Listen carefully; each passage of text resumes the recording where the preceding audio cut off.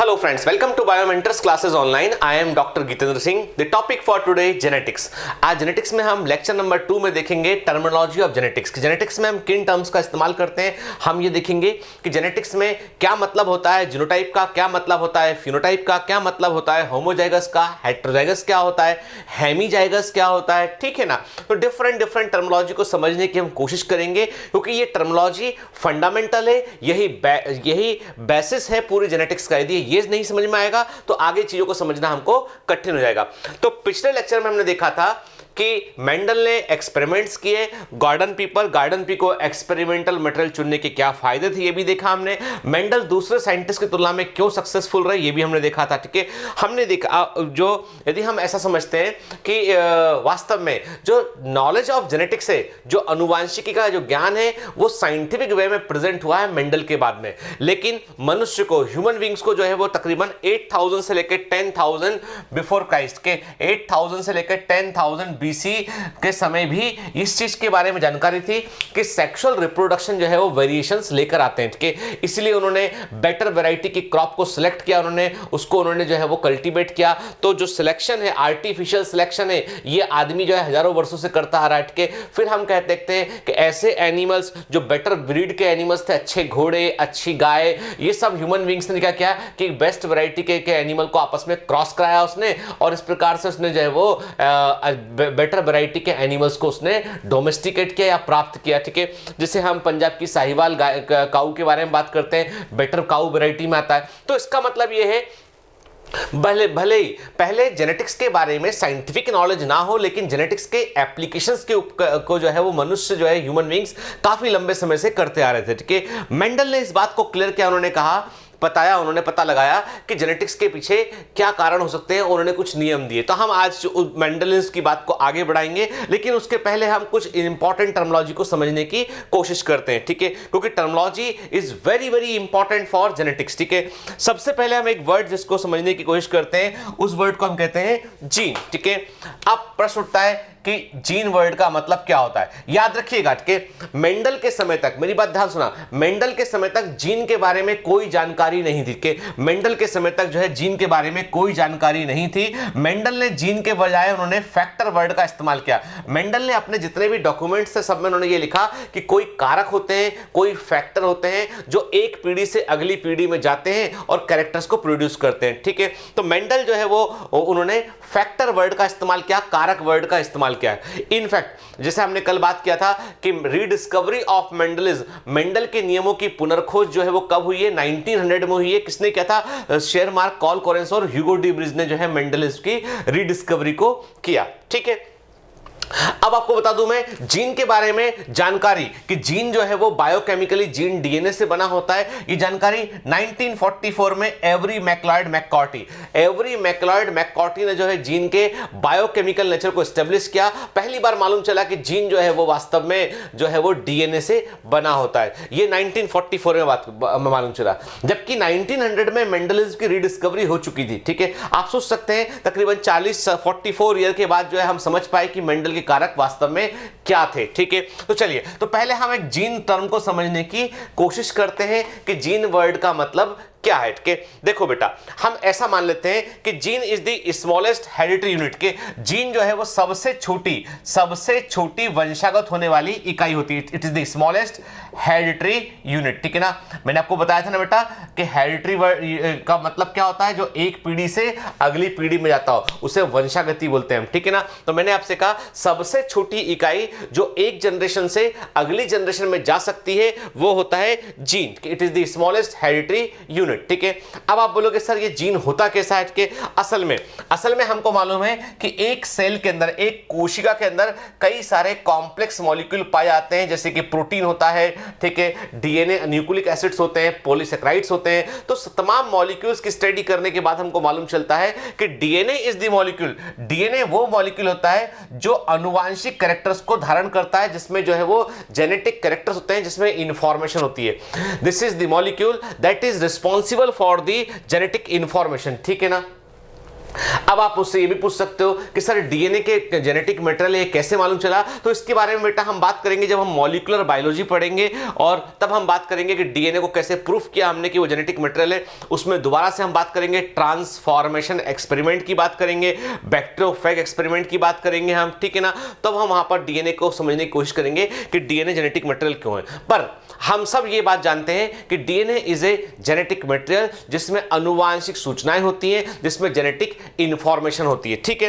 अब कल्पना करते समझते हैं बेटा के समझते हैं हम कि एक हमारे पास लंबा डीएनए के, एक बात और अच्छे से दिमाग में डाल के, एक क्रोमोसोम जो होता है, ठीक है, एक क्रोमोसोम, ठीक है, एक क्रोमोसोम में को हम जनरली एक डीएनए के इक्विवेलेंट मानते हैं। हम मानकर चलते हैं नॉर्मल कंडीशन में एक क्रोमोसोम में एक डीएनए होता है, ठीक है। अब आप बोलोगे सर ये फिर आपने क्रोमोसोम वर्ड इस्तेमाल किया, हम तो ये मानकर चल रहे हैं आपको कि आपको एबीसीडी भी नहीं मालूम है, तो ये क्रोमोसोम क्या चीज है।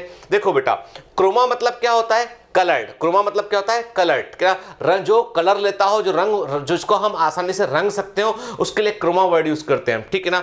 और सोम वर्ड यूज करते हैं बॉडी और स्ट्रक्चर के लिए। तो जब न्यूक्लियस की स्टेनिंग करते हैं, जब नाभिक की स्टेनिंग करते हैं, तो न्यूक्लियस में स्टेनिंग करने पर हमको रॉड के समान, छड़ के समान छोटे छोटे कुछ भाग दिखाई पड़ते हैं, उनको हम क्रोमोसोम कहते हैं। और ये वो स्ट्रक्चर होते हैं जो एक पीढ़ी से अगली पीढ़ी में जाने में रोल प्ले करते हैं। ये वो स्ट्रक्चर होते हैं जो सेल डिवीजन में जो है इक्वली डिस्ट्रीब्यूट होते हैं, ठीक है। तो chromosomes are the most important structure जो डीएनए से बने होते हैं और प्रोटीन से बने होते हैं। क्रोमोसोम को बनाने में डीएनए और histone protein important role play करता है। उसके हिस्टोन प्रोटीन के अलावा उसमें नॉन हिस्टोन प्रोटीन भी होता है। तो जब हम साइटोलॉजी पढ़ेंगे तब क्रोमोसोम के स्ट्रक्चर को डिटेल में समझेंगे, ठीक है। अब आप बोलोगे सर ये जो आप बोल देते हो कि मॉलिक्यूलर बायोलॉजी में ये हम पढ़ेंगे, साइटोलॉजी में ये पढ़ेंगे, तो पहले वो क्यों नहीं पढ़ा दिया आपने के। एक्चुअली बेटा we are following NCERT sequence के, और ये सब कुछ खोज के अनुसार के, यानी क्रोमोसोम के डिटेल स्ट्रक्चर की जानकारी बाद में मिली, लेकिन जेनेटिक्स पहले ही मालूम चल चुका था, ठीक है।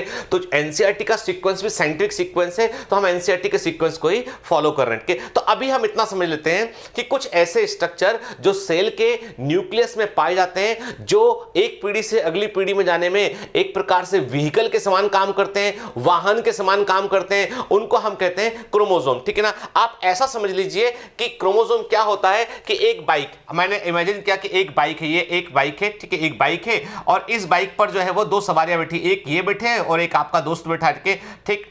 एक आपने तीसरा भी बैठा लिया, यदि यूपी है तो उसमें 3 लोग भी बैठा सकते हैं बाइक पे, ठीक है। तो एक बाइक है, इस बाइक में 1 2 3 3 लोग बैठे, बाइक जिस दिशा में जाएगी ये तीनों लोग उस दिशा में जाएंगे। तो आप इमेजिन कीजिए कि जो बाइक है वो एक क्रोमोसोम है और उस पर बैठे जो लोग हैं वो जीन है। तो chromosome is the vehicle of heredity. Chromosome वंशागति के वाहन होते हैं जिस पर जीन लगा होता है और जीन वो अगली पीढ़ी में पहुंच जाता है। अब आप बोलोगे सर थोड़ा और समझाओ और बताओ हमको, क्योंकि अभी भी हमको थोड़ा सा कंफ्यूजन है। तो चलो एक काम करते हैं कि हम ऐसे इमेजिन करते हैं, बेटा मेरी बात ध्यान, ऐसे इमेजिन करते हैं कि हमारे पास एक लंबा डीएनए है, ठीक है। ऐसा सोचो एक लंबा डीएनए है, इस लंबे डीएनए में इतने भाग में जो है वो इंफॉर्मेशन है, ठीक है। इतने भाग में इंफॉर्मेशन है कि प्लांट की हाइट क्या होगी, कि प्लांट की हाइट क्या होगी, इसकी इंफॉर्मेशन मैंने कहा कि इसकी इंफॉर्मेशन जो है, डार्क पेन ले लेता हूं कि इसकी इंफॉर्मेशन जो है प्लांट की हाइट की, मैंने आपसे कहा कि प्लांट की हाइट कितनी होगी, ठीक है। तो इसकी इंफॉर्मेशन यहां पर प्रेजेंट है, ठीक है। फिर डीएनए के इस हिस्से में इमेजिन करते समझने के लिए, डीएनए के इस हिस्से में इंफॉर्मेशन है कि लीफ जो है उसका शेप क्या होगा, इमेजिन किया हमने लीफ है उसका शेप क्या होगा, ठीक है ना। डीएनए के इस हिस्से में हमने देखा कि जो इंफॉर्मेशन है वो ये है कि सीड जो है वो कितने बनेंगे, सीड काउंट, सीड कितने बनेंगे, इसकी इंफॉर्मेशन, ठीक है ना। हम पाइसम सेटाइवम की बात नहीं कर रहे हैं, हम एक जनरल एग्जांपल ले रहे हैं, ठीक है। तो हमने कहा कि हमारे पास जो है वो डीएनए का ये हिस्सा, डीएनए के इस हिस्से में इंफॉर्मेशन है प्लांट की हाइट की, डीएनए के इस हिस्से में इंफॉर्मेशन है लीफ शेप की, डीएनए के इस हिस्से में इंफॉर्मेशन है सीड काउंट की। अब आप बोलोगे सर इस डीएनए का क्या हुआ, तो जरूरी नहीं कि इस डीएनए में इंफॉर्मेशन के पूरे लंबे डीएनए में हर हिस्से में इंफॉर्मेशन नहीं होती है काम की, कुछ जगह पर काम की इंफॉर्मेशन होती है, बाकी जगह पर जो है वो सीक्वेंस को बार बार रिपीट किया जाता है। इसके भी बड़े इंपॉर्टेंस होता है, क्योंकि यदि लगातार डीएनए पर इंफॉर्मेशन होगी तो कहीं भी म्यूटेशन होने पर कोई ना कोई कैरेक्टर में परिवर्तन आ जाएगा। अब आप बोलोगे सर म्यूटेशन क्या होता है, म्यूटेशन का मतलब होता है सडन जेनेटिक चेंज, कोई अचानक से होने वाला अनुवांशिक परिवर्तन जो किसी रेडिएशन से हो सकता है, हाई टेम्परेचर से हो सकता है। There are lots of chemicals they can produce the mutation, ठीक है। तो ये जो कुछ डीएनए होते हैं इसको हम फिलर डीएनए कहते हैं, जंक डीएनए बोलते हैं, जो जो इंपॉर्टेंट इंफॉर्मेशन के बीच में प्रेजेंट होता है ताकि इंपॉर्टेंट इंफॉर्मेशन सेफ रहे। ठीक है, ठीक। अब मेरी बात ध्यान सुनो। ठीक है, क्या हुआ बेटा कि एक डीएनए हमारे पास, हमने कहा एक डीएनए है, इस डीएनए पर जो है वो ये प्लांट हाइट का कई इंफॉर्मेशन है, ये लीफ शेप की इंफॉर्मेशन है, ये सीड काउंट की इंफॉर्मेशन है। ठीक है, तो याद रखना डीएनए का वो हिस्सा, मेरी बात ध्यान सुनो, डीएनए का वो हिस्सा जिसमें कोई काम की इंफॉर्मेशन होती है, जिसमें कोई इंपॉर्टेंट इंफॉर्मेशन होती है, उस हिस्से को हम जीन कहते हैं, उस हिस्से को हम जीन कहते हैं। ठीक है ना, इसका मतलब यह होता है कि जीन वास्तव में डीएनए के ही पार्ट होते हैं, जीन वास्तव में डीएनए से बना होता है, जीन वास्तव में डीएनए का वो सीक्वेंस होता है जिसमें कोई इंफॉर्मेशन होती है, इसमें कोई इंपॉर्टेंट इंफॉर्मेशन होती है। जीन डीएनए का वो भाग होता है जिसमें कोई इंफॉर्मेशन होती है। इसका मतलब यह है यदि डीएनए न्यूक्लियोटाइड से बना हुआ है, डीएनए को बनाने वाली इकाइयों को हम न्यूक्लियोटाइड कहते हैं, तो जीन भी किससे बना हुआ है? न्यूक्लियोटाइड से बना हुआ है। तो जिससे डीएनए बना है उससे जीन बना है, क्योंकि वास्तव में एक डीएनए में कई सारे जीन हो सकते हैं और जीन डीएनए का वो सीक्वेंस होता है, वो क्रम होता है जिसमें कोई पर्टिकुलर इंफॉर्मेशन होती है। ठीक है, अब ये बात हमको समझ में आई। हमने कहा कि जीन नंबर 1 ये है, जीन नंबर 2 ये है, जीन नंबर 3 ये है। ठीक है, अब इमेजिन करो कि इस डीएनए को हमने कंडेंस कर दिया, इस डीएनए को हमने दबा दिया, प्रोटीन लेके आए और कंडेंस कर दिया। कंडेंस करने पर ये डीएनए ऐसा हो गया। ठीक है, ऐसा हो गया। ठीक है, तो इमेजिन करते हैं ये डीएनए ऐसा हो गया, तो ये वाला जो जीन है ये भी कंडेंस होकर यहां पर आ गया। ठीक है, ये भी कंडेंस हो गया, ये वाला जीन ये भी कंडेंस हो गया, gene number 1, gene number 2, gene number 3। ठीक है, ठीक। हमने क्या किया, ये डीएनए को प्रोटीन के साथ मिलाया और कंडेंस कर दिया। जब सेल डिवीजन होता है, सेल को न्यूक्लियस को डिवाइड करना होता है, तब क्रोमोसोम का फॉर्मेशन होता है। तो क्या हुआ कि डीएनए को हमने कंडेंस कर दिया, कंडेंस किया हमने, तो पूरा डीएनए छोटा हो गया, कंडेंस हो गया, प्रोटीन के साथ मिलकर गोल घूम गया, कंडेंस हो गया। ठीक है, कंडेंस हो गया तो यहां पर ये जीन भी कंडेंस हो गया, तो 1 2 3। ठीक है, ये जीन हो गए। ठीक है, ये जो स्ट्रक्चर है ये स्ट्रक्चर कहलाया अब क्रोमोसोम। ठीक है ना, तो हमको ये पूरी बात क्लियर होना चाहिए, दिमाग में एकदम क्लियर इमेज होना चाहिए कि क्रोमोसोम होता क्या है, जीन क्या होता है, डीएनए क्या होता है। ठीक है, तो मैंने आपसे कहा कि डीएनए था, डीएनए में कुछ ऐसे हिस्से थे जहां पर इंपॉर्टेंट जेनेटिक इंफॉर्मेशन थी, उनको जीन कहा हमने। जब डीएनए को हमने कंडेंस किया, डीएनए को प्रोटीन के साथ मिलाकर, हिस्टोन प्रोटीन के साथ मिलाकर हमने जब कंडेंस होते हुए देखा तो ये कंडेंस हो गया। कंडेंस होने पर रॉड के शेप का एक स्ट्रक्चर बना, उसको क्रोमोसोम कहा हमने। अब मैं आपसे कुछ क्वेश्चन पूछता हूं, उसके आप मुझे आंसर करना। क्रोमोसोम को वहां व्हीकल ऑफ हेरिडिटी क्यों कहते हैं? क्योंकि उस पर जीन पाए जाते हैं। क्लियर? ठीक है ना, मैं आपसे पूछता हूं, मुझे आंसर दीजिए कि क्रोमोसोम पर जीन का अरेंजमेंट क्या होता है? क्रोमोसोम पर जीन का अरेंजमेंट क्या होता है? ऑप्शन ए है रैंडम, ऑप्शन बी है लीनियर। ऑप्शन ए है कि कहीं भी हो सकते हैं, ऑप्शन बी है कि एक क्रम में होते हैं। आप देखिए डायग्राम, आपने सही आंसर दिया, आपने कहा कि लीनियर। आपने कहा कि सर क्रोमोसोम पर जीन का अरेंजमेंट होता है लीनियर होता है, एक रेखा में होता है, एक सीक्वेंस में होता है। ठीक है, याद रखना क्रोमोसोम पर वे स्थान जहां पर जीन पाए जाते हैं उन स्थानों को लोकस कहते हैं। क्या कहते हैं बेटा? लोकस कहते हैं। ये सब क्वेश्चन है मेडिकल एंट्रेंस के। ठीक है, क्रोमोसोम पर वे स्थान जहां पर जीन पाए जाते हैं उनको हम लोकस कहते हैं। क्लियर? ठीक।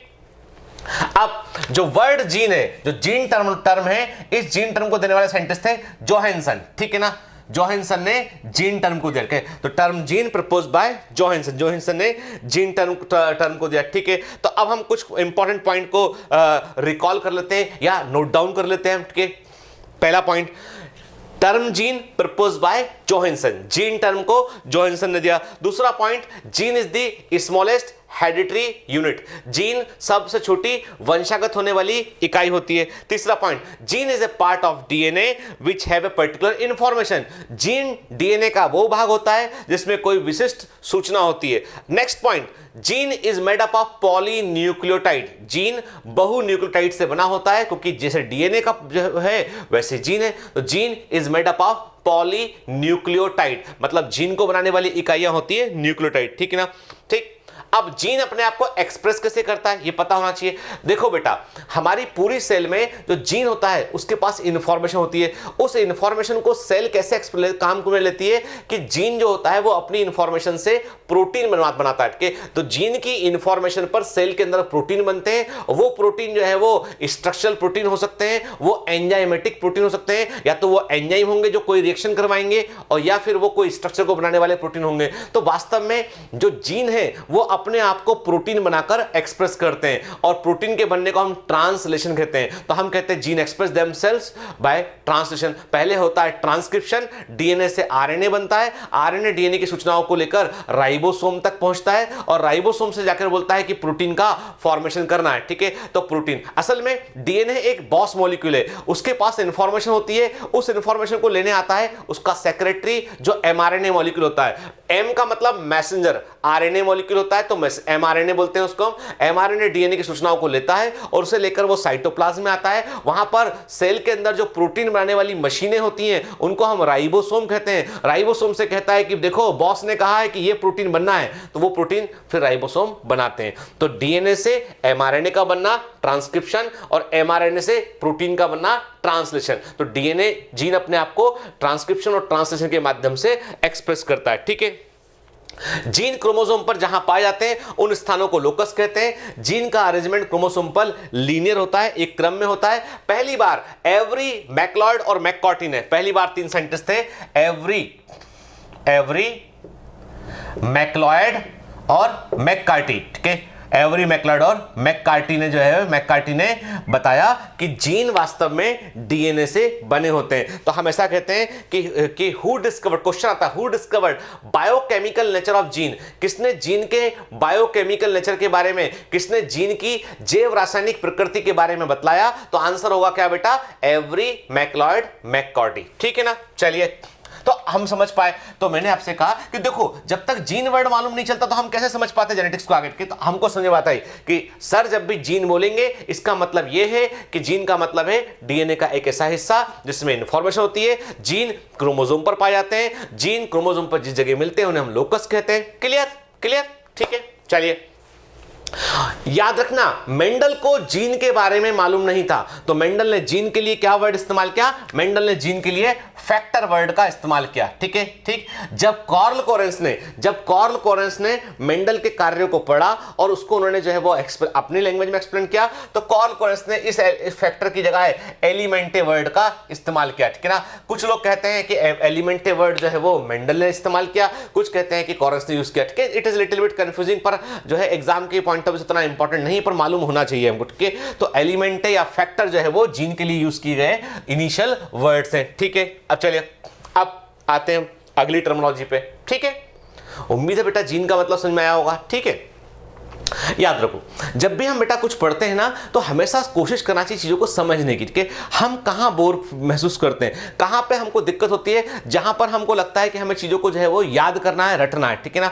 और हमेशा याद रखो जब आप पढ़ते हो तो हमेशा बड़ा एम्बिशन को, बड़े लक्ष्य को देखो के ये सोचो कि आपको एग्जाम में टॉप करना, अच्छी रैंक लाना, इसलिए आप मेहनत कर रहे हैं। ठीक है, आपको बड़ा डॉक्टर बनना इसलिए मेहनत कर रहे हैं, पढ़ना है इसलिए पढ़ना है, ऐसा मत सोचा करो। ठीक है, उसमें क्या होता है, डिप्रेशन होता है और हम अपनी आपको जो है फिर जो है वो एक डोमेन में बंद पाते नहीं। हमको खुला आसमान रखना है, अपने आप को एक ऐसी मशीन समझो जो तमाम इंफॉर्मेशन को लेना चाहती है और अपने लक्ष्य में जो कायम होगी। ठीक है, चलिए तो अगले टर्म पे हम आते हैं, वो है जीनोटाइप एंड फिनोटाइप। ठीक है, पहली बात जैसे जीन वर्ड को दिया था बेटा किसने, जोहानसन ने, वैसे जीनोटाइप और फिनोटाइप वर्ड को देने वाले साइंटिस्ट भी थे जोहानसन के। जोहानसन ने जो है वो जीनोटाइप और फिनोटाइप वर्ड का भी इस्तेमाल किया। ठीक है, अब ये क्या होता है, देखो कोई भी एक जीव होता है, कोई भी एक ऑर्गेनिज्म होता है, उसके अंदर कुछ पर्टिकुलर जीन्स पाए जाते हैं। ठीक है ना, और वो जीन के कारण ही उसके अंदर कैरेक्टर्स बनते हैं। अभी समझ गए हम जीन को, हमें ये मालूम है कि जीन क्या होते हैं, डीएनए पर इंफॉर्मेशन होती है। ठीक है, तो जो डीएनए की इंफॉर्मेशन है उसके आधार पर ही हमारा अपना रूप होता है। जैसे मैं हूं, मेरे जो हेयर्स हैं, मेरा जो चेहरा है, तो मेरे अपने कुछ कैरेक्टरिस्टिक है वो अलग होंगे उन लोगों से जो नॉर्थ ईस्ट में है के, जो लोग जो है साउथ में उनसे अलग होंगे, जो लोग कश्मीर में उनसे अलग होंगे, जो लोग जो है वो यूरोपियन कंट्री में उनसे अलग होंगे, जो लोग जो है वो अफ्रीकन कंट्री में उनसे अलग होंगे। मतलब हम सब ह्यूमन बींग्स हैं, लेकिन तब भी हमारे अंदर जो है वो कैरेक्टर्स जो है वो चेंज है। अब होता क्या है कि होता ये है बेटा कि जैसे हम हैं उसके लिए हमारे अंदर प्रेजेंट जीन रिस्पॉन्सिबल है, ठीक है ना, उसके लिए हमारे अंदर प्रेजेंट जीन रिस्पॉन्सिबल है। तो हम ऐसा कह सकते हैं कि मेरा अपना एक जेनेटिक मेकअप है, मतलब मेरे अंदर कुछ जीन के पर्टिकुलर सेट है इसलिए मैं ऐसा दिखता हूं, आपके अंदर जीन के कुछ पर्टिकुलर सेट है इसलिए आप आपके जैसे दिखते हैं। क्लियर? ठीक है। मेरे कुछ जीन जो है मेरे भाई से शेयर होते हैं इसलिए मेरा भाई मेरे जैसा थोड़ा थोड़ा दिखाई देता है, मेरे कुछ जीन मेरे बेटे में है इसलिए मेरा बेटा भी थोड़ा थोड़ा मेरे जैसा दिखाई देता है। ठीक है, तो इसका मतलब ये है कि एक ऑर्गेनिज्म में, एक जीव में जीन का एक पर्टिकुलर एक मेकअप होता है, एक जेनेटिक मेकअप होता है। तो हम ऐसा कह सकते हैं कि जीनोटाइप वर्ड का मतलब है जेनेटिक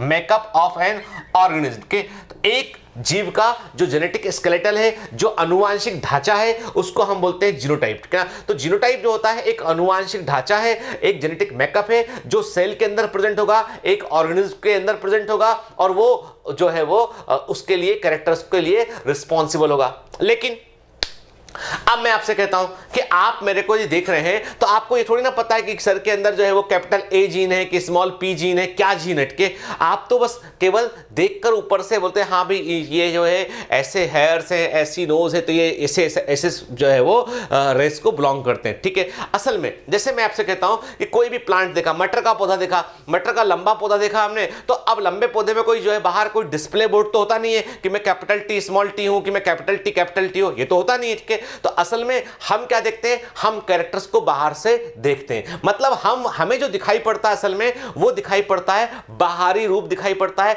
एक्सटर्नल अपीयरेंस दिखाई देता है, यानी हम किसी का चीज का बाहरी रूप देखते हैं और फिर हम अंदाजा लगाते हैं कि इसके पास ये जीन होंगे। फॉर एग्जांपल कि हम ऐसा मानते हैं कि हमने एक अफ्रीकन को देखा और हमने कहा कि जो अफ्रीकन पीपल हैं they are having dark colour gene, उनके अंदर जितने भी जीन है, जो बॉडी कलर के, स्किन कलर के जीन है, वो वास्तव में कई सारे जीन का सेट होता है, वो सब उनके अंदर डोमिनेंट होते हैं इसलिए वो ब्लैक कलर के होते हैं। यूरोपियन में वो नहीं होते हैं, जैसे एल्बिनो में नहीं होते हैं, तो वो सब जो है एकदम जो है वो एकदम ही फेयर कलर के होते हैं। ठीक है, तो इसका मतलब ये हुआ उनमें मेलानिन पिगमेंट नहीं बन पाता। ठीक है, तो असल में क्या है, असल में सिंपल सी बात ये है कि असल में होता यह है कि जो जीन्स है वो एक जीव के अंदर प्रेजेंट है और वो अपना एक एक्सप्रेशन दे रहे हैं। तो जीन्स का जो एक्सप्रेशन होता है वो बाहरी रूप में होता है और उसको हम बोलते हैं फिनोटाइप। तो हम कहते हैं external appearance of an organism के एक जीव का जो एक्सटर्नल अपीयरेंस होता है, जो बाहरी रूप होता है, उसके लिए हम क्या वर्ड यूज करते हैं, उसके लिए हम फिनोटाइप वर्ड का यूज करते हैं। तो फिनोटाइप क्या होता है बेटा, हम ऐसा बोल सकते हैं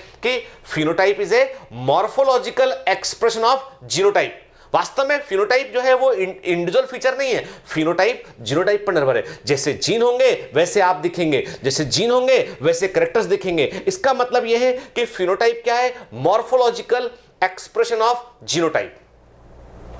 जीनोटाइप का जो आकारिकी प्रतिरूप है, जो बाहरी रूप दिखाई पड़ रहा है, वो है फिनोटाइप के। तो जब मैं आपसे बोलता हूं फिनोटाइप तो आपको केवल इस बारे में सोचना है कि कैसा दिखाई दे रहा है। ठीक है, समझ गए मेरी बात, अब भूलना नहीं कि जब मैं बोलूंगा फिनोटिपिक रेशियो तो आप केवल वही सोचेंगे कि कैसा दिखाई पड़ रहा है, क्या कैरेक्टर दिखाई पड़ रहे हैं। जब मैं बोलूंगा जीनोटिपिक रेशियो तो आप बोलेंगे कि इसके अंदर क्या जीन है और किस रेशियो में ये बताना है। ठीक है, तो जब मैं जीनोटाइप वर्ड यूज करूंगा इसका मतलब आपको जेनेटिक मेकअप पर ध्यान देना है, आपको जीन्स पर ध्यान देना है। जब मैं फिनोटाइप वर्ड यूज करूंगा इसका मतलब आपको बाहरी रूप पर जो एक्सटर्नल अपीयरेंस पर आपको ध्यान देना है। क्लियर?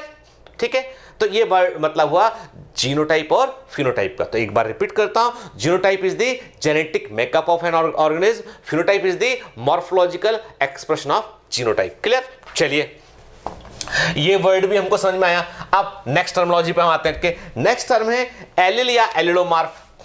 ठीक है, एक एक वर्ड टर्मिनोलॉजी बेटा जो बता रहा हूं ये सब बड़ी इंपॉर्टेंट है कि इसके बगैर हम जेनेटिक्स नहीं समझ पाएंगे कि एलिलो और एलिलोमॉर्फ। ठीक है ना, अब ये क्या होता है समझते हैं। ठीक, देखो सिंपल सी बात है कि मेंडल ने अपने एक्सपेरिमेंट किए और एक्सपेरिमेंट करने के लिए मेंडल ने सबसे पहले क्या किया, उन्होंने जो है वो 14 ऐसी वैरायटी को लिया जिनके अंदर कॉन्ट्रास्टिंग कैरेक्टर थे। कल ही हमने पढ़ा है, हमने कहा मेंडल ने 34 वैरायटीज को प्रोक्यूर्ड किया और 14 वैरायटी सिलेक्ट की उन्होंने, उसमें से उन्होंने 7 पेयर ऑफ कैरेक्टर को लिया। मेंडल ने क्या किया, मेंडल ने प्लांट की हाइट में टॉल एंड ड्वार्फ के एक कैरेक्टर टॉल लिया, एक ड्वार्फ लिया, उन्होंने एक कैरेक्टर का एक जोड़ा जो लिया उसमें एक था टॉल एक था ड्वार्फ। ठीक है ना, ये प्लांट हाइट था। याद है ना, कल पढ़े थे हमके flower colour violet and white, flower position axial and terminal. ठीक है ना, seed colour yellow and green, seed shape round and wrinkle, pod colour तो मैंने आपसे कहा था green and yellow, pod shape inflated and constricted, है ना। 7 पेयर ऑफ कैरेक्टर का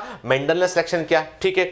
इसका मतलब चलो हम ऐसा मान लेते हैं, हमने आपसे कहा कि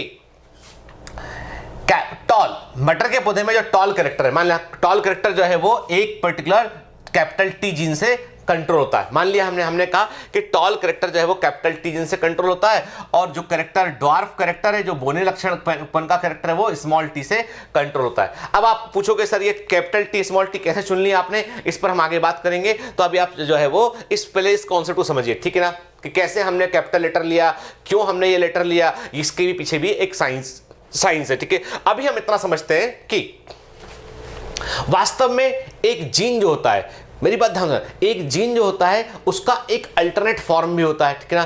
यानी होता क्या है बेटा कि एक जीन है, ठीक है, तो एक जीन है, एक कोई जीन है, उस जीन का एक अल्टरनेट फॉर्म भी होता है, ठीक है, अल्टरनेट फॉर्म भी होता है। जैसे कि मैंने आपसे कहा कि कैपिटल टी जीन का अल्टरनेट फॉर्म क्या है, स्मॉल टी जीन, ठीक है ना। या उल्टा बोलो आप, स्मॉल टी जीन का अल्टरनेट फॉर्म क्या है, कैपिटल टी जीन, ठीक है। तो एक जीन के जो अल्टरनेट फॉर्म होते हैं, यानी वास्तव में alternate form of gene, gene के अल्टरनेट फॉर्म के लिए हम वर्ड यूज करते हैं एलिल, के। तो एलिल वर्ड का मतलब क्या होता है, एलिल वर्ड का मतलब होता है alternate form of A gene, के। एलिल वर्ड का मतलब होता है alternate form of A gene, के।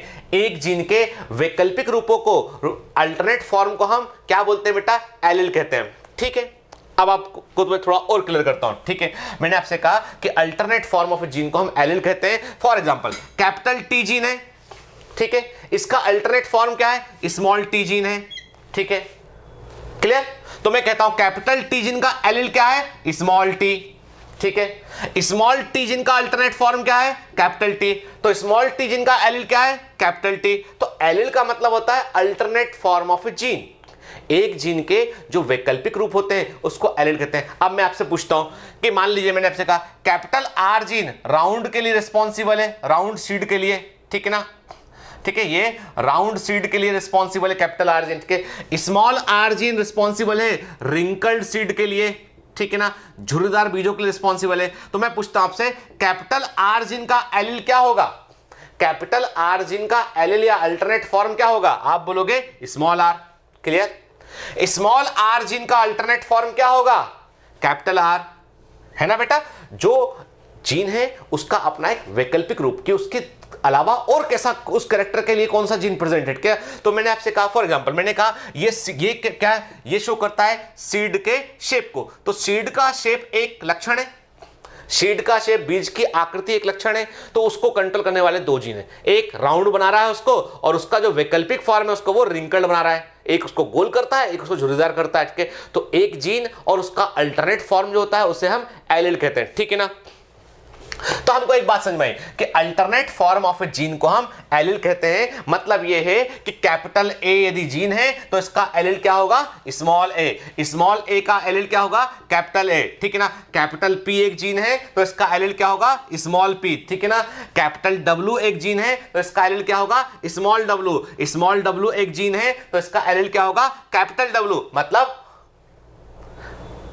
कैरेक्टर चाहे वो डोमिनेंट, किसी भी तरह का कैरेक्टर डोमिनेंट हो, रेसिव के, एक जीन और उसका जो अल्टरनेट फॉर्म जो होगा उसके लिए हम एलिल वर्ड का यूज करते हैं, ठीक है। और याद रखिए जब हम क्या कहते हैं, हम कहते हैं a pair of contrasting characters के। जैसे मैंने कहा कैपिटल टी स्मॉल टी, तो क्या हो गया, ये कॉन्ट्रास्टिंग कैरेक्टर, ये टॉल ये डॉर्फ, इसका जोड़ा है प्रेजेंट, तो हमने क्या वर्ड यूज किया, इसके एलिलोमॉर्फ वर्ड यूज किया के। तो हम कहते हैं it is a pair of contrasting characters के। तो एलिलोमॉर्फ का मतलब क्या है, a pair of contrasting characters के लिए हम एलिलोमॉर्फ वर्ड का यूज करते हैं, ठीक है। तो एलिल क्या होता है बेटा, अल्टरनेट फॉर्म ऑफ जीन। और टर्म एलिल को देने वाले साइंटिस्ट थे बैटसन।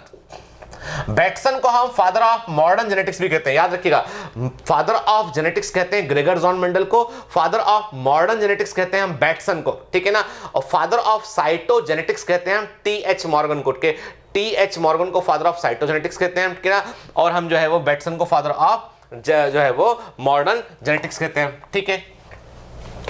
तो हम समझ गए कि वास्तव में एलिल का मतलब क्या होता है। एलिल का मतलब होता है alternate form of A gene, एक जीन के वैकल्पिक रूप को हम एलिल कहते हैं, क्लियर।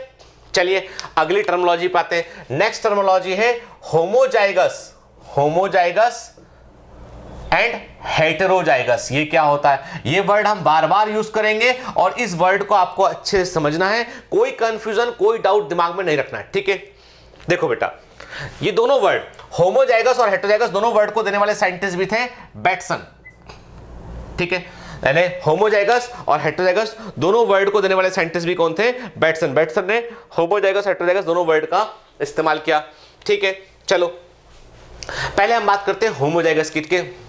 होमोजाइगस का मतलब है ए सेल, एक cell having two identical gene in a pair, ठीक है।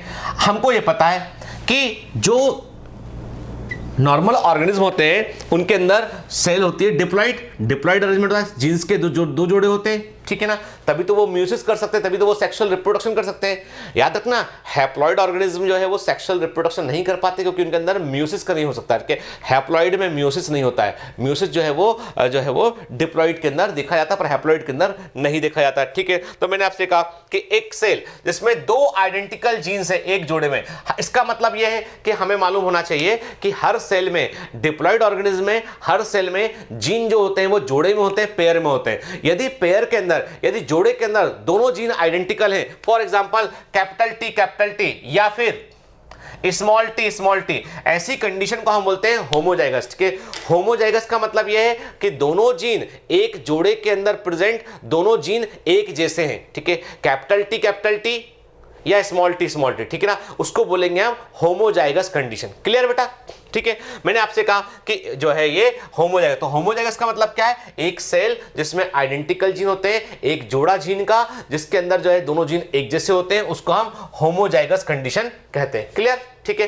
अब हेटेरोजाइगस का मतलब क्या है, हेटेरोजाइगस का मतलब क्या समझते हैं हम, कि एक सेल जिसके अंदर एक जीन हो, एक सेल जिसके अंदर एक जीन हो और उसका एलील हो, capital T small T, capital T का एलील क्या है, स्मॉल टी।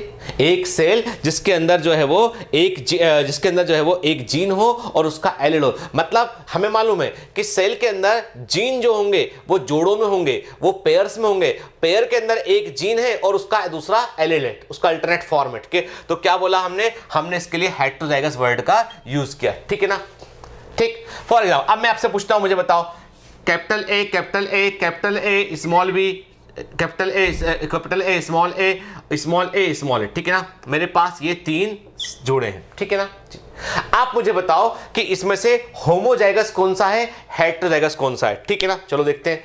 मैंने आपसे कहा ये दोनों आइडेंटिकल हैं, एक जैसे हैं, होमोजाइगस, ठीक है, ठीक। ये दोनों आइडेंटिकल एक जैसे हैं, स्मॉल ए होमोजाइगस। क्लियर, ठीक है। इसमें क्या है, एक जीन है और उसका ये एलील है, तो ये क्या हो गया, हेटेरोजाइगस। क्लियर बेटा, ठीक है। तो हेटेरोजाइगस का मतलब क्या होता है कि एक जो है वो एक जोड़ा इसके अंदर एक जीन हो और उसका एक एलील हो। चलो ठीक है, हमें समझ में आया कि यदि जीन के जोड़े के अंदर दोनों जीन एक जैसे होंगे, स्मॉल टी या कैपिटल टी, तो वो होमोजाइगस कंडीशन होगी। एक जीन के जोड़े के अंदर एक जीन होगा और दूसरा उसका अल्टरनेट फॉर्म होगा, तो हम हेटेरोजाइगस कंडीशन बोलेंगे। अब आप पूछोगे सर जो गैमीट है वो उसमें तो हैप्लॉइड होते हैं, गैमीट जब बनते हैं, जब सेक्सुअल रिप्रोडक्शन में गैमीट बनते हैं तो वो तो केवल एक ही जीन कैरी करते हैं, वो जोड़े का केवल एक जीन कैरी करते हैं। इसीलिए हम गैमीट के लिए एक दूसरा वर्ड यूज करते हैं, हम कहते हैं गैमीट होते हैं हेमीजाइगस। गैमीट होते हैं hemizygous because they carry only one gene of a pair, या तो उसमें कैपिटल टी होगा या फिर स्मॉल टी होगा। गैमीट के पास जो है वो जोड़े के दोनों जीन नहीं हो सकते हैं, एक जीन कोई भी होगा, या तो कैपिटल टी होगा या स्मॉल टी होगा, तो हम गैमीट को कहते हैं हेमीजाइगस, ठीक है ना। चलिए ये वर्ड भी समझ में हमको ऐड के। अब हम आते हैं दूसरी टर्मिनोलॉजी पे कि म्यूटेशन क्या होता है, ठीक है। मैंने पहले भी क्लियर किया आपको बेटा कि म्यूटेशन जो होता है ये होता है सडन जेनेटिक चेंजेस होते हैं, ये अनुवांशिक परिवर्तन होते हैं जो सडनली होते हैं। इनका कारण रेडिएशन हो सकता है, इनका कारण केमिकल्स हो सकता है, इनका कारण टेम्परेचर में परिवर्तन हो सकता है, कोई भी ऐसे फैक्टर जिससे कि जेनेटिक मेकअप में चेंज आता हो, और उस चेंज को हम बोलते हैं म्यूटेशन। केवल वही म्यूटेशन काम के होते हैं जो एक पीढ़ी से अगली पीढ़ी में जाते हैं, जो जर्म सेल्स के अंदर होते हैं, जो रिप्रोडक्टिव सेल्स के अंदर म्यूटेशन होते हैं, वो एक जनरेशन से अगली जनरेशन में पहुंच सकते हैं, ठीक है। चलिए अब नेक्स्ट टर्म पे हम आते हैं, वो है dominant and recessive. Dominant and recessive word का मतलब क्या होता है, ठीक है, चलो समझते हैं, ठीक है। हमको ये पता है कि जीन जो है वो जोड़े में होते हैं, एक बात हमको क्लियर है, ठीक है। जोड़े में होमोजाइगस कंडीशन हो सकती है या हेटेरोजाइगस कंडीशन हो सकती है, ये भी हमको मालूम है। क्लियर? ठीक है। अब मैं इमेजिन करता हूं कि हमारे पास एक जोड़ा है कैपिटल टी, एक कैपिटल टी स्मॉल टी, तीसरा स्मॉल टी स्मॉल टी। के ये तीनों मटर के पौधे के लिए हमने गार्डन पी के कैरेक्टर्स को लिया। के ये दोनों हैं टॉल। ठीक है, ये इससे भी टॉल बनता है प्लांट, ये भी टॉल के लिए है और ये भी टॉल के लिए। ठीक है, और ये है ड्वार्फ, बोना पौधा है। ठीक है ना?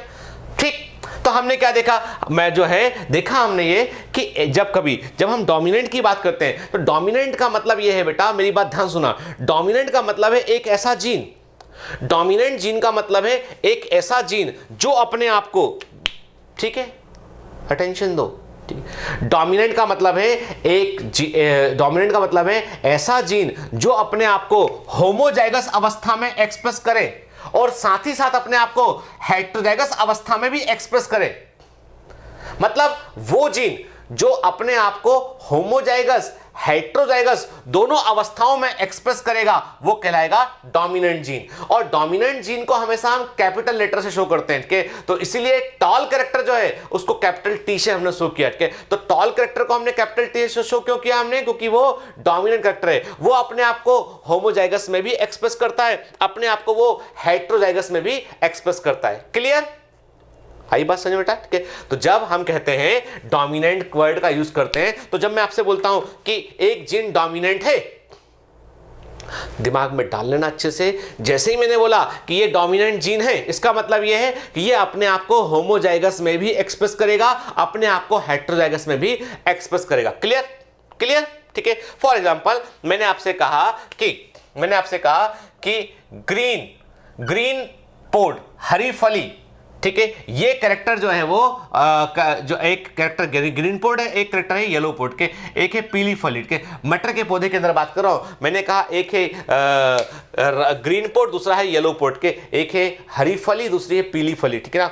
ठीक, जब हम, मेरी बात ध्यान रखना, जब हम जो है वो जब हम क्या करते हैं, जब हम जो है वो ग्रीन पोड जब हम क्या करते हैं, हरी फली वाले प्योर लाइन, मतलब हरी फली वाले पौधे को हम क्रॉस कराते हैं किससे बेटा? येलो फली वाले पौधे से क्रॉस कराते हैं, तो हमको अगली पीढ़ी में सारे के सारे प्लांट जो है वो हरी फली वाले मिलते हैं। इसका मतलब यह हुआ कि यदि ये कैपिटल जी था, ये स्मॉल जी था, हम इमेजिन कर रहे हैं कि चलो हम एक इस कंफ्यूज नहीं करते, हम इसको हटाते हैं कि हम ऐसा समझते हैं कि, तो मैंने आपसे कहा पेरेंट्स क्या थे? पेरेंट्स थे ग्रीन और येलो। ठीक है ना? जो पहली जनरेशन F1 जनरेशन थी वो क्या थी? ग्रीन। ठीक है, तो हम ऐसा कहते हैं जब हम जो है प्योर प्लांट को, प्योर लाइन प्लांट मतलब होमोजाइगस, दो होमोजाइगस प्लांट, मेरी बात ध्यान सुना, दो होमोजाइगस प्लांट जो कंट्रास्टिंग कैरेक्टर को रखते हैं, ग्रीन फली, पीली फली। ठीक है, दो प्लांट जो कंट्रास्टिंग कैरेक्टर को रखते हैं उनको हमने आपस में क्रॉस कराया। जो दोनों होमोजाइगस प्लांट हैं, प्योर प्लांट है, होमोजाइगस को हम प्योर प्लांट भी कहते हैं। तो होमोजाइगस प्लांट है जिनके पास आइडेंटिकल जीन है, कंट्रास्टिंग कैरेक्टर रखते हैं, उनको हमने क्रॉस कराया, तो अगली पीढ़ी में जो कैरेक्टर हमको मिलेगा वो हमें मालूम है कि वो हमेशा हेटेरोजाइगस होगा। ठीक है ना? क्योंकि उसमें एक जीन आएगा ग्रीन से, एक जीन आएगा उसमें येलो से। ठीक है ना? ये पेरेंट येलो वाला जीन देगा, ये पेरेंट ग्रीन वाला जीन देगा, तो इसके पास दोनों जीन होंगे। ठीक है, तो जो अब F1 जनरेशन में पहली पीढ़ी में अपने आप को एक्सप्रेस करेगा कैरेक्टर, वो डोमिनेंट कैरेक्टर होगा, क्योंकि F1 जनरेशन हमेशा हेटेरोजाइगस होती है। इसका मतलब वो जीन जो अपने आप को होमोजाइगस कंडीशन में, अपने आप को हेटेरोजाइगस कंडीशन में, दोनों में एक्सप्रेस कर रहा है, वो होगा डोमिनेंट जीन। तो इसका मतलब capital G is a dominant gene. ठीक है, और जो अपने आप को केवल होमोजाइगस अवस्था में ही एक्सप्रेस कर पाएगा, अपने आप को जो केवल होमोजाइगस अवस्था में ही एक्सप्रेस कर पाएगा, the gene which express itself only in homozygous condition is known as recessive gene. के when it comes in the heterozygous condition तो इट गेट सप्रेस, तब वो दब जाएगा, वो अपने आप को एक्सप्रेस नहीं कर पाएगा। ठीक है ना? ठीक है, तो हम एक बात समझ गए कि जो है वो डोमिनेंट का मतलब क्या हुआ बेटा? एक जीन जो अपने आप को होमोजाइगस हेटेरोजाइगस दोनों कंडीशन में एक्सप्रेस करता है, उसको हम डोमिनेंट जीन कहते हैं। और वो जीन जो अपने आप को केवल और केवल होमोजाइगस अवस्था में ही एक्सप्रेस करेगा, जब वो अब जोड़े में आएगा तभी वो अपने आप को एक्सप्रेस कर पाएगा, तब हम उसे कहते हैं रिसेसिव जीन कहते हैं उसको हम। ठीक है ना? ठीक, चलिए अब हम समझ गए, ये भी मतलब समझ में आया हमको मालूम समझ चला कि सर ने बोला है कि डोमिनेंट जीन और रिसेसिव जीन क्या होते हैं, जो अपने आप को होमोजाइगस हेटेरोजाइगस दोनों अवस्थाओं में एक्सप्रेस करेगा वो डोमिनेंट जीन है, जो केवल अपने आप को होमोजाइगस अवस्था में एक्सप्रेस करेगा, हेटेरोजाइगस में दब जाएगा, वो रिसेसिव जीन है। क्लियर, ठीक है। अब दूसरे वर्ड पर हम आते हैं, दूसरे टर्म पे आते हैं। दूसरा टर्म है रेसिप्रोकल क्रॉस। रेसिप्रोकल क्रॉस क्या होता है, ठीक है ना। चलिए, ये भी बड़ा इंपॉर्टेंट कैरेक्टरिस्टिक है कि रेसिप्रोकल क्रॉस क्या होता है। देखो बेटा, मैंने कहा कि एक पेरेंट, इमेजिन करते हैं कि एक पेरेंट, ठीक है, पेरेंट जो है वो एक पेरेंट, पहले हमने आपसे कहा कि जो है कैपिटल टी एक पेरेंट मान लिया मैंने, ठीक है। दूसरा पेरेंट क्या हो गया, ठीक है, दूसरा पेरेंट है स्मॉल टी, ठीक है ना। ये पेरेंट है मान लीजिए मेल, हमने इसका मेल कैरेक्टर लिया, इसका हमने फीमेल कैरेक्टर लिया, इमेजिन करो, ठीक है। हमने क्या किया बेटा, दो प्लांट को क्रॉस कर रहे हैं, तो एक बार हमने इसका मेल पार्ट इस्तेमाल किया तो ये मेल पेरेंट हो गया, इसका हमने फीमेल पार्ट यूज किया तो ये फीमेल पेरेंट हो गया, ठीक है ना, ठीक है, ठीक। तो हमने देख एक बार यानी क्रॉस नंबर 1, मेरी बात ध्यान सुना, क्रॉस नंबर 1 में क्या किया हमने, एक पेरेंट को हमने जो है मेल की तरह यूज किया और दूसरे पेरेंट को हमने जो है वो फीमेल की तरह यूज किया, ठीक है। फिर हमने क्रॉस नंबर 2 किया, क्रॉस नंबर 2 में क्या किया हमने कैपिटल टी को फीमेल पेरेंट के समान यूज किया, ठीक है। और स्मॉल टी को हमने जो है वो मेल पेरेंट के समान यूज किया, ठीक है, ठीक। ऐसे क्रॉस को बोलते हैं हम रेसिप्रोकल क्रॉस। आप बोलोगे सर बात समझ में अभी भी नहीं आएगी, क्यों कर रहे हो, ठीक है। असल में बेटा, एक बार यदि एक पेरेंट है, उसको एक बार हमने मेल के समान यूज किया, दूसरे को फीमेल के जैसा यूज किया, अगले क्रॉस में हमने पहले वाले को फीमेल की तरह यूज किया, दूसरे वाले को मेल की तरह यूज किया, तो इसको बोलते हैं हम पारस्परिक क्रॉस कहते हैं, रेसिप्रोकल क्रॉस कहते हैं। ध्यान से मेरी बात सुना, मेंडेलियन इनहेरिटेंस में, मेंडल की वंशागति में रेसिप्रोकल क्रॉस करने पर कोई फर्क नहीं पड़ता है, जीनोटिपिक रेशियो में, फिनोटिपिक रेशियो में कोई फर्क नहीं पड़ेगा। तो मेंडल के जो फैक्टर हैं वो इस बात पर डिपेंडेंट नहीं है कि ये मेल है कि ये फीमेल है। मेंडल के जो कैरेक्टर हैं वो न्यूक्लियस के अंदर प्रेजेंट हैं, मेंडल के जो कैरेक्टर हैं वो क्रोमोसोम पर प्रेजेंट हैं, मेंडल के जो फैक्टर हैं वो रेसिप्रोकल क्रॉस से अफेक्टेड नहीं होते। क्लियर। आप बोलोगे सर जरूर ऐसा भी है कि कुछ ना कुछ होता होगा, तब तो आप इतनी बड़ी कहानी सुना रहे हो उसकी, ठीक है। असल में याद करो, हमने ह्यूमन रिप्रोडक्शन पढ़ा है, ठीक है। वहां पे क्या बताया था मेरे को कि ओवम जो होता है वो मैक्सिमम साइटोप्लाज्म कंट्रीब्यूट करता है, और स्पर्म जो होता है वो केवल न्यूक्लियस भर कंट्रीब्यूट करता है, बाकी सारा हिस्सा उसका बाहर ही रह जाता है, ठीक है ना। इसका मतलब यह है कि जो कैरेक्टर न्यूक्लियस में प्रेजेंट होंगे वो दोनों मेल और फीमेल के एक जैसे होंगे, वो तो ठीक है, मतलब एक जैसा इंपैक्ट उनका होगा। लेकिन यदि मान लो कोई कैरेक्टर ऐसा है जो साइटोप्लाज्म के अंदर प्रेजेंट है, फॉर एग्जांपल साइटोप्लाज्म में जो माइटोकॉन्ड्रिया है उसके पास डीएनए होता है, और उसके डीएनए में यदि कोई कैरेक्टर है तो वो हमेशा ऑफ स्प्रिंग में अपनी मां से ही जाएगा वो, क्योंकि मां जो है, जो फीमेल है, एग जो है, एग ही जाइगोट में साइटोप्लाज्म को मैक्सिममली कंट्रीब्यूट करता है। तो जो भी कैरेक्टर साइटोप्लाज्म में होंगे वो मैटरनल कैरेक्टर कहलाएंगे, क्योंकि मदर का जो ओवम होता है वो साइटोप्लाज्म कंट्रीब्यूट करता है, स्पर्म जो होता है केवल न्यूक्लियस भर कंट्रीब्यूट करता है। इसका मतलब ये सिंपल सी बात ये है कि जो इनहेरिटेंस होगा उसमें हमेशा मदर का इंपैक्ट देखने मिलेगा। तो रेसिप्रोकल क्रॉस करने पर आपको यह मालूम चल जाता है कि जीन्स या कैरेक्टर कहीं साइटोप्लाज्म के अंदर प्रेजेंट तो नहीं है। यदि साइटोप्लाज्म के अंदर प्रेजेंट कैरेक्टर होंगे तो हमेशा ऑफ स्प्रिंग वैसी होगी जैसी मदर है, ठीक है ना। आई बात समझ में। तो मेंडेलियन इनहेरिटेंस में रेसिप्रोकल क्रॉस करने पर कोई फर्क नहीं पड़ता है, क्योंकि कैरेक्टर न्यूक्लियस के अंदर होते हैं, ठीक है। जबकि साइटोप्लाज्मिक इनहेरिटेंस में कोशिका द्रव्य वंशागति में फर्क पड़ता है, क्योंकि कैरेक्टर साइटोप्लाज्म में होते हैं। क्लियर, ठीक है। तो ये तो बात की हमने तो रेसिप्रोकल क्रॉस की। तो याद रखना कि मेंडेलियन इनहेरिटेंस में रेसिप्रोकल क्रॉस करने पर कोई फर्क नहीं पड़ता है, ठीक है। अब हम आते हैं बैक क्रॉस क्या होता है, टेस्ट क्रॉस क्या होता है, ठीक है। मैंने कहा आपसे कि एक जो है वो हमारे पास जो है वो पेरेंट है, तो मैंने आपसे कहा कि एक पेरेंट है कैपिटल टी के, तो मैंने कहा ये एक पेरेंट हो गया, ठीक है, ठीक। दूसरा पेरेंट है स्मॉल टी, ठीक है ना, ठीक है, ठीक। अब क्रॉस किया इसको हमने तो ऑफ स्प्रिंग बना, ठीक है, ऑफ स्प्रिंग बना, संतान बना, सेक्सुअल रिप्रोडक्शन हुआ, ऑफ स्प्रिंग का संतान बना, ठीक है। अब मेरी बात ध्यान सुन के, ये जो पेरेंट है, ये पेरेंट डोमिनेंट पेरेंट है। ये क्या है बेटा? ये है डोमिनेंट पेरेंट है, क्योंकि मैंने आपसे बताया ना कि कैपिटल जो अपने आप को होमोजाइगस हेटेरोजाइगस दोनों अवस्था में एक्सप्रेस करेगा वो डोमिनेंट जीन होगा, और जिसके अंदर डोमिनेंट जीन जो है वो प्योर जो डोमिनेंट जीन प्रेजेंट होंगे वो डोमिनेंट पेरेंट होगा, ठीक है ना? तो ये डोमिनेंट पेरेंट है, ठीक है ना? ये वाला क्या है? ये वाला रिसेसिव पेरेंट है, ये वाला रिसेसिव पेरेंट है, ठीक है? जो ऑफस्प्रिंग है उसमें म्यूसिस हुआ तो एक जीन आया डोमिनेंट पेरेंट से, कैपिटल टी आ गया, एक जीन आया रिसेसिव पेरेंट से, स्मॉल टी आ गया, तो ऑफस्प्रिंग बन गया ये, ठीक है? ऑफस्प्रिंग हेटेरोजाइगस है, ठीक है, मान लिया। अब जब कभी हम ऐसा करते हैं कि हम जो F1 जनरेशन, ये कहलाएगा बेटा first generation, F1 generation, first filial generation या F1 जनरेशन बोलते हैं, ये कहलाता है पेरेंटल जनरेशन, इसे बोलते हैं पैतृक पीढ़ी या पेरेंटल जनरेशन बोलते हैं, ठीक है ना? जब हम F1 जनरेशन में जो ऑफस्प्रिंग है उसको अपने पेरेंट से क्रॉस कराते हैं, उसका क्रॉस हम अपने पेरेंट से कराते हैं। मान लो इस ऑफस्प्रिंग का क्रॉस हमने इससे कराया, ठीक है, मतलब capital T into capital T small T, ये किससे क्रॉस कराया, या इसका क्रॉस हमने इससे करा दिया, मतलब capital T into small T. तो ऐसा क्रॉस जिसमें हम F1 जनरेशन की पहली पीढ़ी की ऑफस्प्रिंग को अपने पेरेंट से क्रॉस कराते हैं उसे हम बैक क्रॉस बोलते हैं। क्या बोलते हैं उसको? हम बैक क्रॉस कहते हैं। तो बैक क्रॉस जो होता है बेटा, ये बैक क्रॉस का मतलब होता है कि F1 जनरेशन पहली पीढ़ी के प्लांट को आप अपने किसी एनी ऑफ द पेरेंट, किसी भी पेरेंट से उसको आप क्रॉस करा दें, चाहे वो पेरेंट डोमिनेंट हो चाहे वो रिसेसिव हो, उससे आप क्रॉस कराएंगे, उसको आप बैक क्रॉस बोलेंगे, ठीक है? तो F1 जनरेशन के प्लांट को आप किसी भी एक पेरेंट से क्रॉस कराओगे उसको बैक क्रॉस बोलेंगे। क्लियर, ठीक है? अब आते हैं हम कि टेस्ट क्रॉस क्या होता है। टेस्ट क्रॉस क्या होता है? देखो बेटा, टेस्ट क्रॉस का मतलब होता है कि ये वास्तव में test cross is a type of back cross. Test cross जो है वो एक तरह का बैक क्रॉस है जिसमें F1 जनरेशन के प्लांट को हम हमेशा रिसेसिव पेरेंट से ही क्रॉस कराते हैं, ठीक है ना?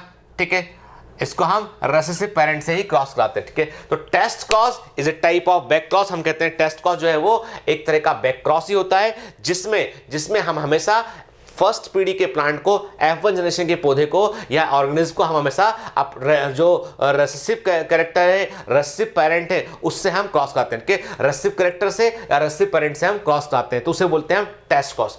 अब आपके दिमाग में ये बात आ रही होगी कि सर इसे बैक क्रॉस की बजाय टेस्ट क्रॉस क्यों बोला? इसका मतलब कुछ स्पेसिफिक इसके अंदर छिपा होगा। बिल्कुल बेटा स्पेसिफिक है। हम जब जैसे आगे बढ़ेंगे तो नेक्स्ट लेक्चर में मैं क्लियर करूंगा कि टेस्ट क्रॉस को का क्या सिग्निफिकेंस है, क्यों टेस्ट क्रॉस का रेशियो सबसे अधिक इंपॉर्टेंट रेशियो में से एक माना जाता है।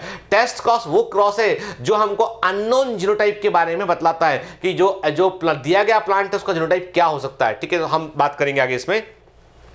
अभी हमको इतना समझ में आ गया जो हमें टर्मिनोलॉजी में समझना है, यानी आज का जो लेक्चर है बेसिकली वो टर्मिनोलॉजी के ऊपर है। तो हमें टर्मिनोलॉजी में एक चीज समझ में आ गई कि यदि F1 जनरेशन के प्लांट को हम किसी भी एक पेरेंट से क्रॉस कराएंगे, F1 जनरेशन के ऑर्गेनिज्म को हम किसी भी एक पेरेंट से क्रॉस कराएंगे, उसे बैक क्रॉस बोलेंगे। लेकिन जब हम F1 जनरेशन के ऑर्गेनिज्म को केवल रिसेसिव पेरेंट से क्रॉस कराएंगे तो उसे हम टेस्ट क्रॉस बोलेंगे। तब क्या बोलेंगे? उसे हम टेस्ट क्रॉस वर्ड का हम यूज करेंगे, ठीक है ना? चलिए ये बात हमको समझ में यहाँ पे, ठीक है? अब हम एक नेक्स्ट टर्मिनोलॉजी पर आते हैं, वो है ट्रू ब्रीडिंग लाइंस, ठीक है? ट्रू ब्रीडिंग लाइंस, ठीक है? ट्रू ब्रीडिंग लाइंस का मतलब क्या होता है?